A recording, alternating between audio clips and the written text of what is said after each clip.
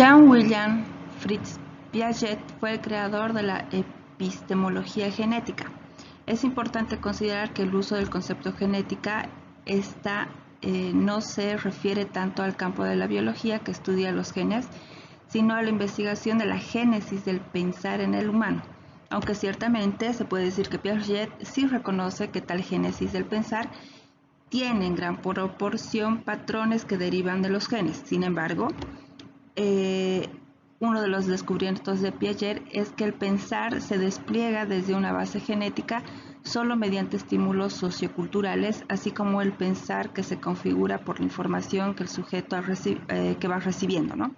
Información que el sujeto aprende siempre de un modo activo, por más inconsciente y pasivo que parezca el proceso de información.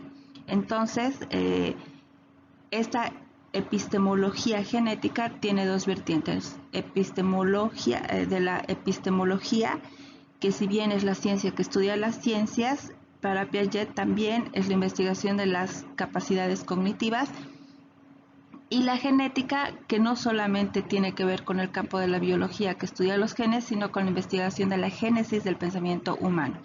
Todo esto lleva a la investigación de la génesis del conocimiento humano.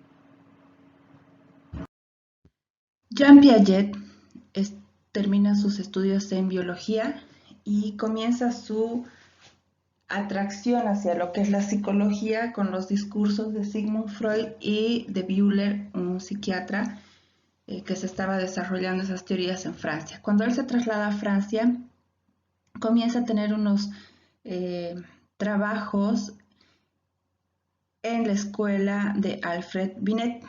Alfred Binet estudió Derecho y luego de forma autodidacta comienza sus estudios en psicología.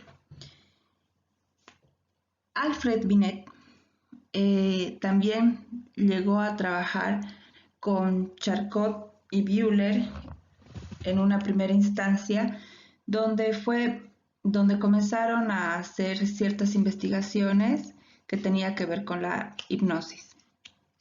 Sin embargo, cuando hacen investigaciones, hay ciertos malos entendidos y él se desliga de lo que era el trabajo clínico.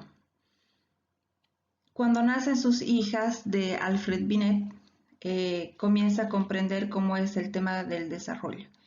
Entonces comienza a hacer toda una serie de estudios que tengan que ver con los métodos científicos y comienza a hacer toda una práctica sobre lo que es la inteligencia.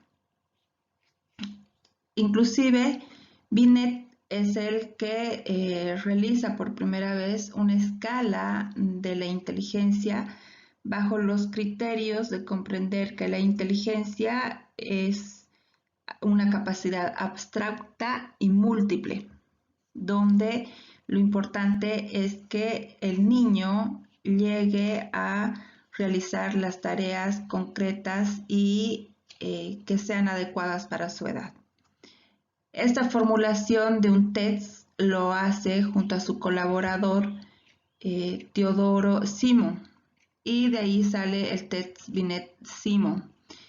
Este test inclusive fue utilizado en toda Francia cuando alrededor de 1900 se instaura una ley de que todos los niños tienen que estar escolarizados. Entonces, para ver el nivel de grado en el que se encontraban los niños que iban a entrar al colegio, se aplicó este test. Posteriormente, este test, tras su fallecimiento, varios autores otros psicólogos lo llevan a Estados Unidos y se dan cuenta que el test en otro contexto social tiene otro tipo de puntuaciones, entonces las van rediseñando, ¿no? Y en Estados Unidos ya comienza posteriormente con Weisler, la adaptación a esta escala dando el producto de las famosas escalas de la inteligencia, el WISE y el WISC, que son escalas de Wechsler de inteligencia para adultos y la escala de Wechsler de inteligencia para niños.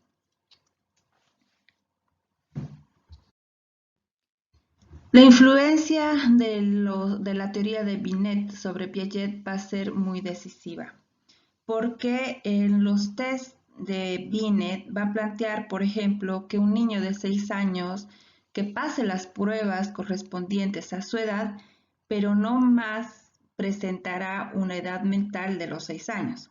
Si además si además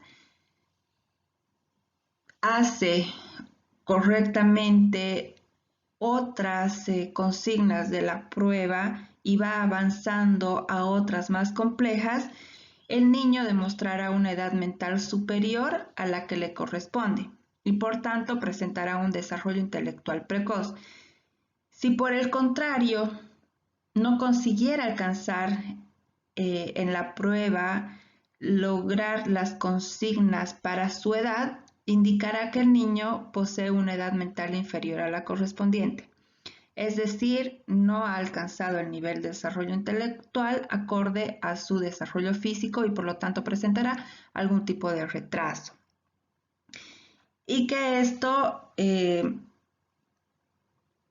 puede y se deberá complementar con una educación especial que pueda reforzar esas carencias, ¿no?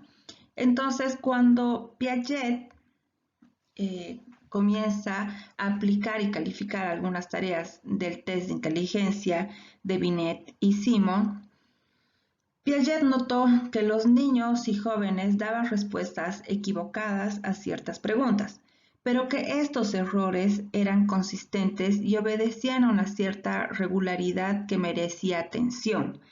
Entonces Piaget comienza a formular su propia teoría sobre el desarrollo de la inteligencia, ¿no? Donde va a indicar que los principios de la lógica comienzan a instalarse antes de la adquisición del lenguaje, generándose a través de la actividad sensorial y motriz desde que somos bebés, en una interacción e interrelación con el medio, con los objetos y con las cosas que nos rodean, ¿no?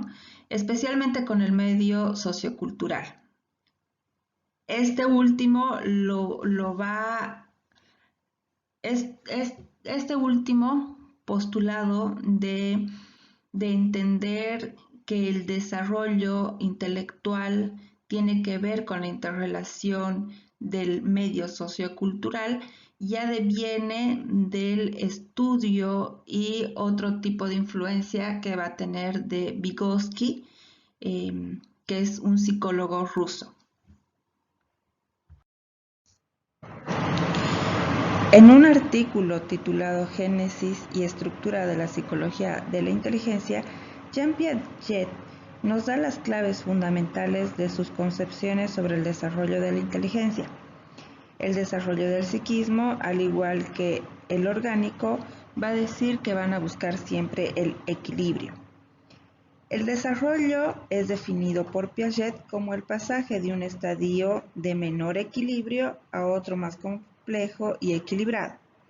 El equilibrio en psicología se caracteriza por la estabilidad, por la compensación y la actividad que permite no solo compensar, sino anticipar las perturbaciones que puedan sufrirse. Sobre la base de estas nociones preliminares, Piaget desarrolló una teoría de la inteligencia a la que se corresponde, en estrecho paralelismo, el desarrollo de la afectividad, la socialización, el juego y los valores morales. Mencionar entre paréntesis que en 1932 Walter Cannon, un fisiólogo, va a introducir el término de homeostasis como el conjunto de fenómenos de autorregulación que permiten el mantenimiento de una relativa constancia en la composición y las propiedades del medio interno de un organismo. y esto lo designa en la tendencia general de todo organismo al restablecimiento del equilibrio interno que puede darse tanto en un plano fisiológico como en el psicológico, y que de alguna manera la vida de un organismo puede definirse como la búsqueda constante de equilibrio entre sus necesidades y su satisfacción. Toda acción tiende a la búsqueda de ese equilibrio en un sentido lato en una conducta que puede ser involuntaria, voluntaria, consciente o inconsciente. Esto lo nombramos entre paréntesis porque justamente la concepción de equilibrio que Piaget menciona tiene esa noción de establecer de alguna manera la homeostasis en las estructuras cognitivas del ser humano. Piaget divide su estudio sobre el desarrollo de la inteligencia en 6 estadios o periodos, cada uno de los cuales supone un avance en relación con el anterior. Indica que el logro de uno hace que sucesivamente se logre el siguiente estadio. Para eso, Piaget indica que se debe a la necesidad. Esta necesidad es el indicador de que se ha producido un desequilibrio en el sistema y este no volverá a restituirse hasta que la necesidad quede satisfecha. Un ejemplo inmediato y sencillo es cuando tenemos sed. Una vez satisfecha, está el equilibrio y vuelve a establecerse. Otro ejemplo es cuando un niño sabe que el cielo es celeste y cuando está con nubes es gris. Entonces, el primer proceso para Piaget va a mencionar que uno debe asimilar. El asimilar es que el niño entienda que el cielo no es solamente celeste, sino que puede ser gris cuando está nublado. Y luego vamos a reajustar y acomodar ese aprendizaje para comprender en un futuro que cuando el cielo está celeste no hay nubes y cuando es gris hay nubes con la probabilidad de que pueda ser lluvia, de que haya sombra, de que haya frío.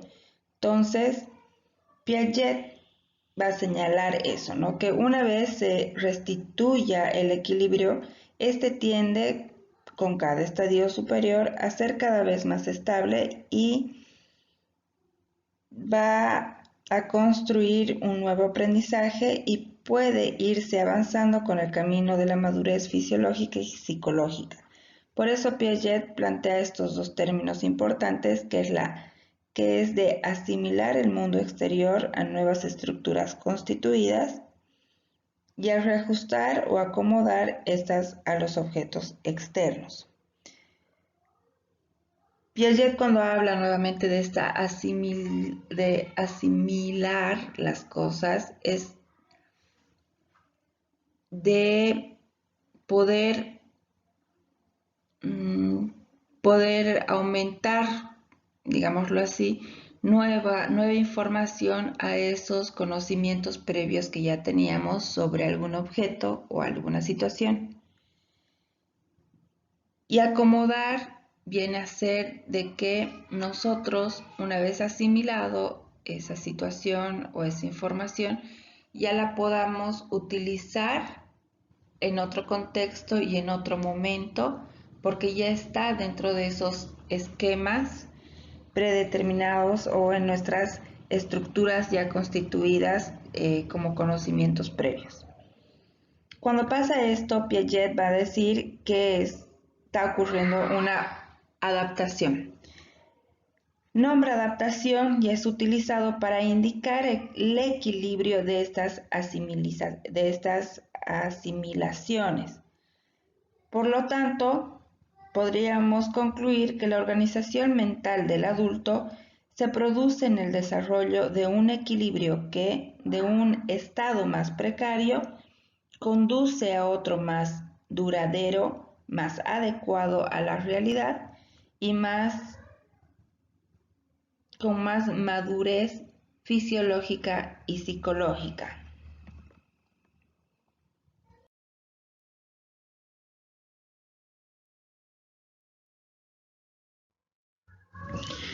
Los 6 estadios que Piaget menciona va a indicar que son los momentos que marcan la aparición de estructuras sucesivamente construidas y que son 6.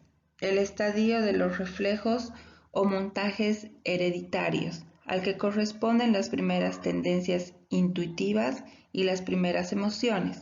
Esto va generalmente desde los 0 hasta los 4 o 6 meses, donde existe un momento de la aparición de reflejos en el niño. Sobre todo el primer reflejo que aparece es el de exsucción, ¿no? Cuando el niño está amamantándose, ya sea en la teta o con biberón. El estadio de los primeros hábitos motores y de las primeras percepciones organizadas, así como de los primeros sentimientos diferenciados. Esto puede ocurrir entre los 4 hasta el primer año de vida del bebé, donde ya se percibe de que el niño percibe alguna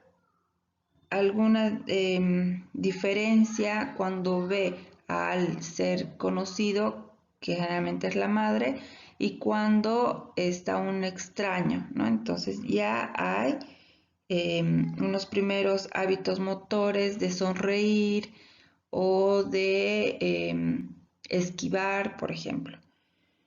Otro estadio es el estadio de la inteligencia sensorio-motriz o práctica anterior al lenguaje, que se corresponde a regulaciones afectivas elementales y a las primeras fijaciones exteriores de la afectividad. Esto ocurre entre el primer año hasta llegar al segundo año. ¿A qué se refiere? A que cuando el niño ya comienza a sentarse, comienza a ir un poco más allá de, puede ser el gateo, comienza a pararse, que esto ocurre generalmente en el segundo estadio de los primeros hábitos motores. En el primer año ya, cuando el niño comienza realmente a expandir su motricidad, porque ya no solamente se sienta o gatea, sino ya comienza a adquirir los primeros pasitos en el caminar, entonces va a haber una etapa que se dice de las primeras fijaciones exteriores de la afectividad, porque ya puede ir un poco más allá, o sea, el niño puede llegar a eso que él desea, no, no al revés como pasaba anteriormente, de que el niño, claro, muestra una afectividad, pero porque alguien se le acerca. En este periodo, tercer estadio, el niño ya logra algunas fijaciones exteriores porque puede llegar a aquello que el niño desea.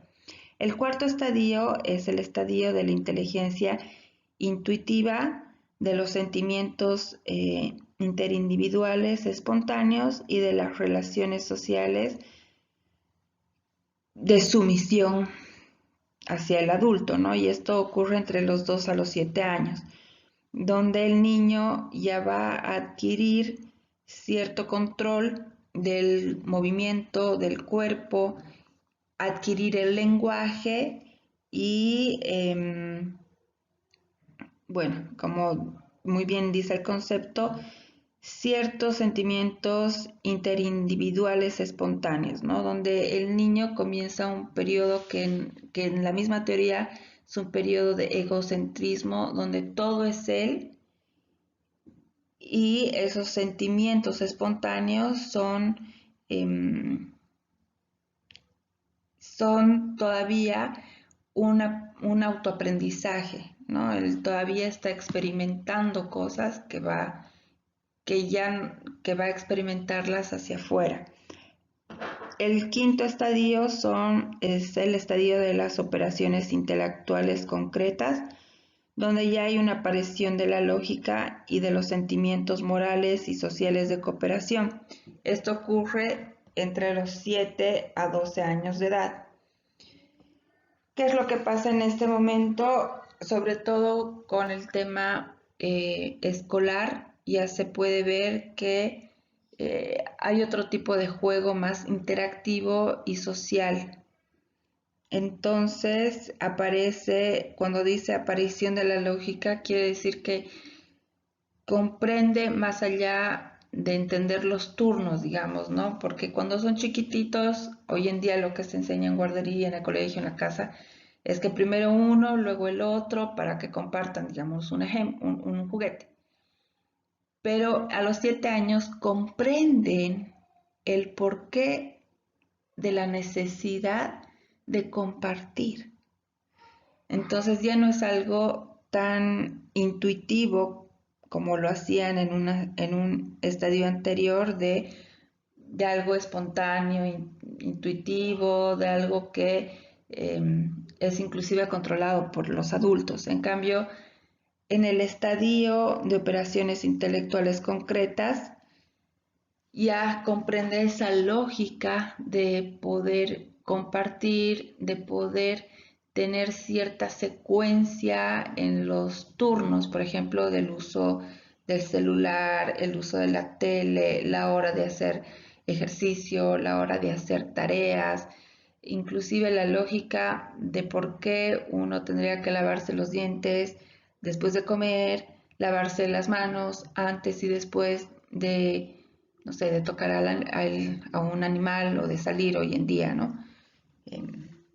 Entonces es otro tipo de estadio y finalmente está el sexto estadio de las operaciones mentales abstractas, de la formación de la personalidad y de la inserción afectiva e intelectual en el mundo de los adultos. Entonces, esto quiere decir que hay un cambio en el pensamiento, un cambio muy esencial, ya que los niños hasta los 12 años pueden plantear que son muy buenos en el fútbol y que quieren ser futbolistas y solo les interesa el fútbol. Pero cuando ya entra el niño a un estadio de operaciones mentales abstractas, puede llegar al razonamiento de decir que sí, le encanta el fútbol, que le gusta, no sé, tiempo libre, ver fútbol, jugar videojuegos que tengan que ver con el fútbol, pero comprende que tal vez no tiene las habilidades motoras como para ser un futbolista y que se va a dedicar a otras cosas que le llama más la atención. Entonces, esa es la abstracción, de ir discerniendo lo que uno ya conoce y sabe y poder reflexionar sobre eso. Piaget, el año 1947, realiza toda una compilación de sus clases sobre psicología de la inteligencia. Es ahí donde va a plantear que la inteligencia es una parte del conjunto de las operaciones lógicas que forman parte de la capacidad del ser humano para comprender todo lo que es el pensamiento y el conocimiento, yendo desde la percepción, las operaciones de clasificación, sustitución, abstracción, etc. Entonces, él va a entender que todo lo que planteaba sobre el desarrollo de la inteligencia va a ser una parte de lo que es el desarrollo cognitivo. Es así que va a incorporar un concepto importante en su teoría, que es la organización cognoscitiva, que es la tendencia a crear sistemas que integren los conocimientos que tiene una persona acerca del ambiente. ¿Esto qué quiere decir? que desde la infancia las personas intentan dar sentido a su universo mediante la organización de sus conocimientos. El desarrollo avanza mediante estructuras organizadas desde las más sencillas hasta las más complejas. Entonces, esto quiere nombrar que, por ejemplo, un niño, un infante, un bebé, va a desarrollar esquemas separados para ver y agarrar cuando es bebecito, y con el tiempo los integra o los organiza en uno más complejo que le permite al niño mirar un objeto mientras lo sostiene. Entonces va a decir que ahí se va a generar la coordinación ojo-mano y mejora la comprensión de una parte del universo particular del niño. A medida que se adquiere más información, la organización se vuelve más compleja. Entonces, claro, el niño va a decir que al final comprender es inventar, ¿no? Dice, un niño nunca dibuja lo que ve, dibuja su interpretación de ello, dibuja lo que sabe de él. Bien, esto lleva a Piaget a diferenciar lo que es la inteligencia como parte de lo que es el desarrollo cognitivo y hace notar que la capacidad cognitiva y la inteligencia se encuentran estrechamente ligadas al medio social y físico. Piaget va a plantear tres principios: la organización, que estaba entendida como la tendencia a crear sistemas que integren los conocimientos que tiene una persona acerca del ambiente; el equilibrio, que es esa búsqueda constante para balancear no solo el mundo del niño y el mundo exterior, sino también las mismas estructuras cognitivas de la persona; y la adaptación, que en términos de Piaget emplea para mostrar cómo las personas utilizan la nueva información y que incluye dos procesos, que es asimilar y acomodar. Entonces, en un ejemplo de que un niño que ve por primera vez un koala en la película Sing, lo puede llamar ratón. Esto quiere decir que asimila al koala en su esquema existente de ratón. Esto puede generarle confusión o un desequilibrio en su estructura cognitiva. Entonces, al ser corregido o renombrado y nombrarle que lo que vio no es un ratón, sino se llama koala, este concepto se va a acomodar ya sea en esa misma estructura o esquema cognitivo de ratones y lo va a acomodar, integrar en esa estructura, o bien va a acomodarla en un nuevo esquema o estructura. Entonces, cuando ya está organizado ese esquema, en una segunda oportunidad, cuando vea al koala, ya no lo va a nombrar como ratón, sino ya lo va a tener incorporado en su organización cognitiva y lo va a nombrar como koala. Inclusive puede llegar a manifestar que el koala se parece al ratón, pero que son distintos. Entonces, Jean Piaget lo que va a desarrollar es la teoría del desarrollo cognitivo como base del planteamiento de un desarrollo humano, con 4 etapas, que son la etapa sensorio-motriz, que va de los 0 a 2 años, la etapa preoperacional, que va de 2 a 7 años, la etapa operaciones concretas de 7 a 12 años, y la etapa de operaciones abstractas de 12 años en adelante. Etapa sensorio-motriz. Se caracteriza porque llega a un nivel de madurez fisiológico adecuado, desde que nace hasta que comenzamos a caminar. Y es importante la adquisición cognitiva de lo que es la noción de objeto o pertenencia del objeto. Esta etapa se va a dividir en 6 subetapas. una subetapa primera es el uso de reflejos, donde inicia el reflejo de succión con la alimentación del bebé, ya sea por la teta de la madre o por un biberón. En esta subetapa no hay una comprensión de los objetos que se observan. Por lo tanto, aún no hay un desarrollo de la permanencia del objeto.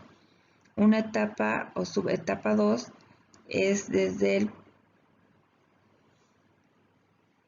primer mes al cuarto mes, que se llama reacciones circulares primarias.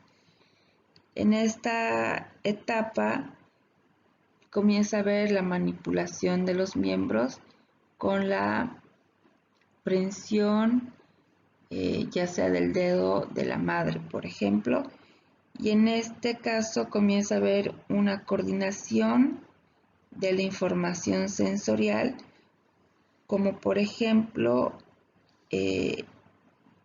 agarra el dedo de la madre, pero aún no hay una permanencia del objeto.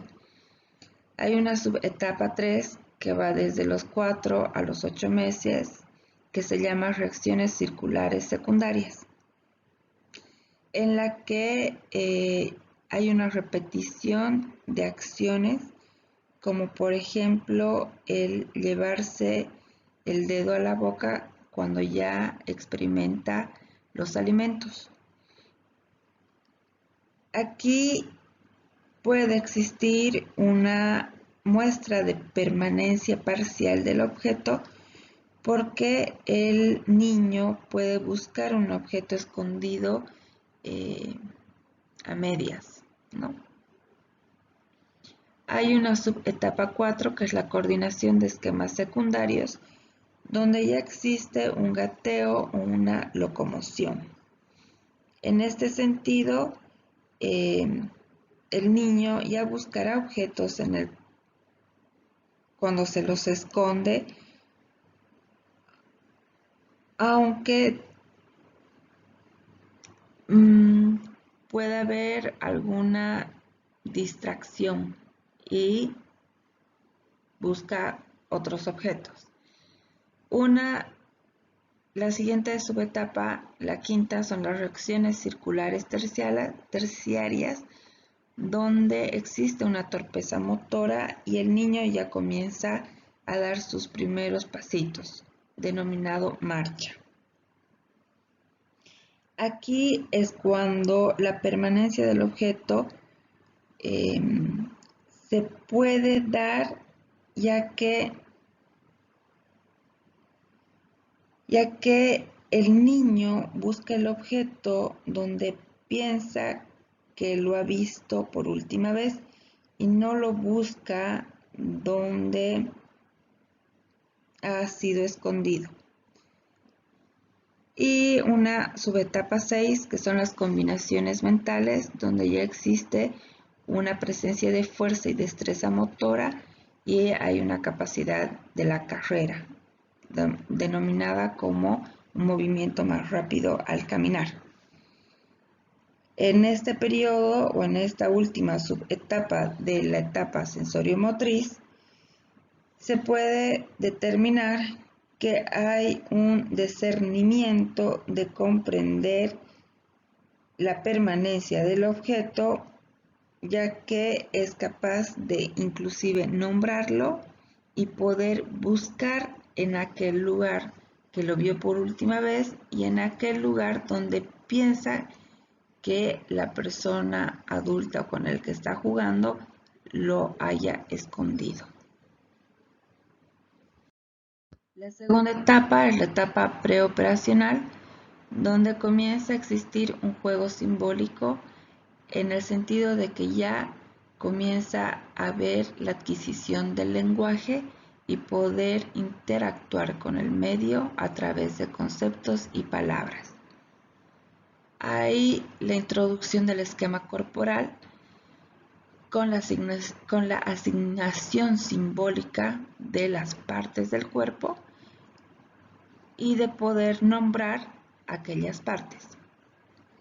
Es una etapa denominada como egocentrismo, ya que el niño va a centrar todo como si él fuera el principal punto de atención del universo. Tiene una incapacidad para ver las cosas desde el punto de vista de los demás. Ya existe la noción de la clasificación y seriación, que el niño tiene ya la capacidad de clasificar objetos por color, por forma y por tamaño, y de realizar la seriación en el sentido que vaya de mayor a menor, de más cantidad a menos cantidad o de mucho a poco.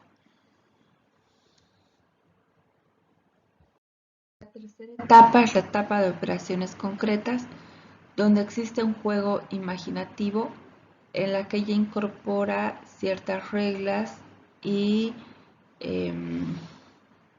y criterios de socialización con sus pares. Hay una etapa cognitiva de la noción de conservación y transitividad, en el sentido que anteriormente en la etapa preoperacional el niño no entiende que una operación se puede realizar de dos maneras distintas, como es el tema de la conservación, ¿no?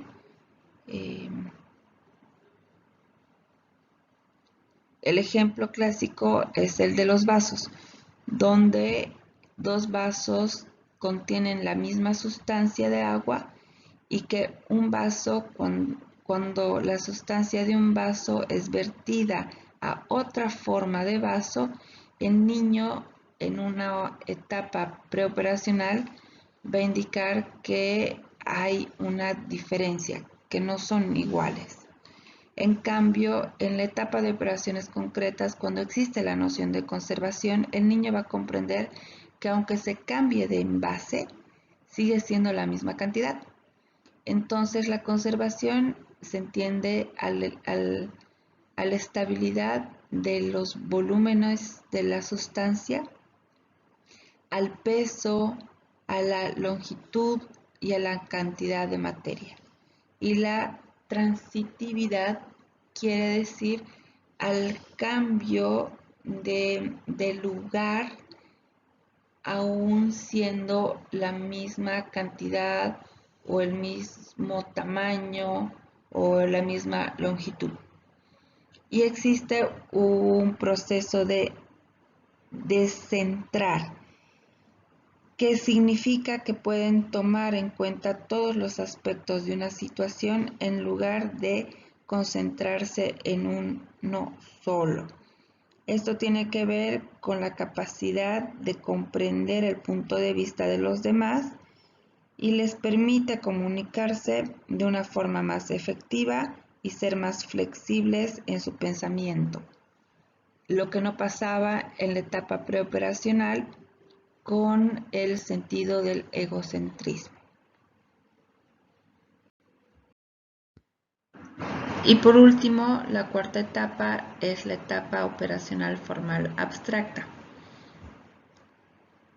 El logro de las operaciones formales le permite al adolescente contar con una nueva forma de manipular o funcionar con la nueva información que tiene. Ya no está limitado a pensar acerca del aquí y del ahora como en la etapa cognitiva anterior de las operaciones concretas, ya que ahora puede manejar abstracciones, probar hipótesis y ver las posibilidades infinitas que tiene con la información que posee. La capacidad para pensar en forma abstracta también tiene importancia en todas las decisiones que pueda tener, ¿no? Desde el cómo vestirse, inclusive el tipo de amigos que pueda escoger y el uso, claro, Piaget no planteaba el uso del celular en su época, pero hoy en día se traspasa a estas nuevas formas o nuevos comportamientos y el uso de la información y el planteamiento de cuándo comenzar a usar el celular.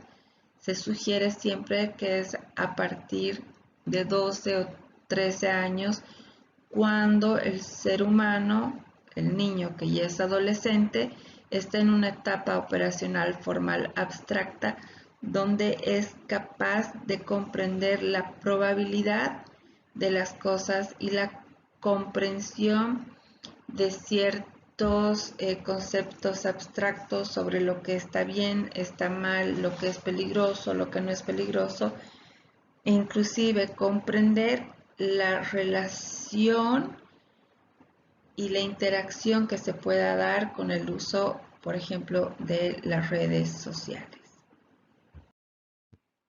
Sin duda, la vida y obra de Jean Piaget es extensa, siempre guiada y obviamente en sus comienzos con el estudio de la inteligencia, llega a formular toda la teoría del desarrollo humano desde la teoría cognoscitiva. Y otro de sus aportes es la aplicación de esa teoría del desarrollo cognoscitivo a la teoría del aprendizaje, siendo precursor del constructivismo. Jean Piaget y Lev Vygotsky van a proponer un proceso de enseñanza dinámico, participativo e interactivo del sujeto. Piaget refiere que el conocimiento sea una auténtica construcción operada por la persona que aprende, entendida como un sujeto cognoscente. Este aporte se va a entender desde la pedagogía que la enseñanza está orientada a la acción.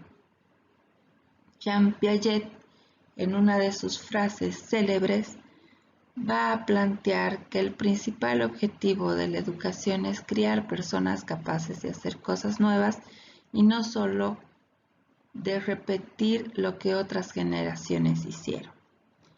Un supuesto fundamental del constructivismo es que las personas son activos y desarrollan el conocimiento por sí mismas. Esta perspectiva puede situarse en oposición a la instrucción del conocimiento, ya que no solamente se dispone de dar una instrucción de información, sino que para Piaget cada persona reconstruye su propia experiencia interna, lo que a su vez este conocimiento no puede medirse, porque es único en cada persona, y su propia reconstrucción interna y subjetiva de la realidad hace que se logre ese aprendizaje y esa enseñanza. Sin embargo, va a plantear de que puede analizarse ese conocimiento mediante los procesos psicológicos implicados en el aprendizaje y mediante los mecanismos que van a influenciar y promover, guiar y orientar dicho aprendizaje.